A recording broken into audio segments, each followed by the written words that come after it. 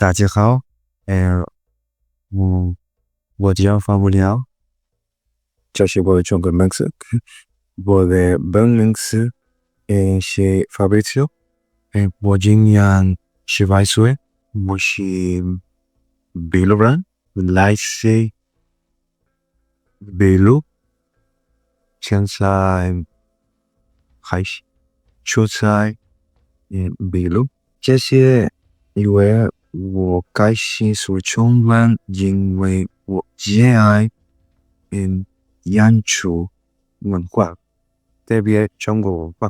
我喜欢有一点搬到中国，就像一万时间进行地方一样的想。